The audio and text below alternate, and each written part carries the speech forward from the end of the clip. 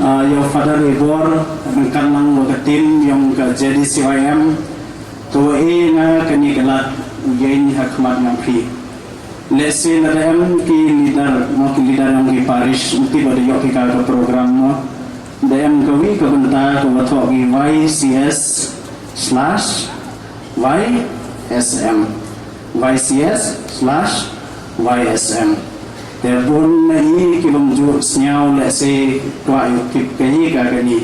Henry itu kiwara lai school sesulong lese tujuan bentanang fi habenika wongi YCS YSM.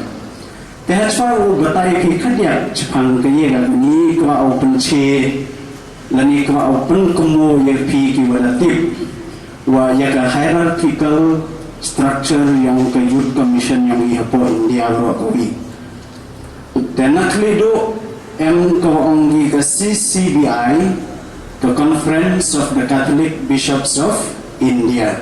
Kateto bunyi ki Latin Rite, ihap po ke Latin Rite. Apo India ini teliti right, Latin Rite siro Malabar, wasiro Malangkara.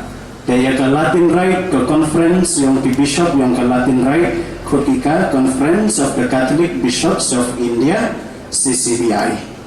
Te hapok gani ke CCBI, hapok gani ke conference yang ki bishop yang dari India, kujat commission, ke lady commission, ke youth commission, women's commission, ter ke liturgy no, jo Henry hapok ke youth commission nawan, ya chairman bishop, rangkat lang tatukan niut di member bishop. Hapo yang ki MU secretary lene waong ki executive secretary. The new executive secretary hakajo kopor manu national youth director yang ka ICYM. Kambo manu father ibor hapo kajuai diocese yang ni yang ke youth commission man secretary yang ke youth commission rangkan lang manu diocesan youth director. Oh, yang ke logo, yang ke logo, yang pada pai hajram.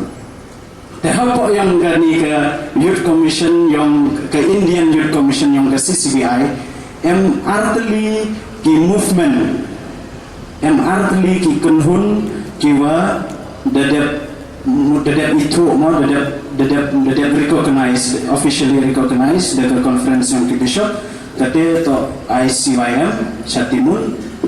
Hapok diocese yang ikut IKJ di CYM, Jawa Diocese Catholic Youth Movement. Dan sekawitawan YCS YSM.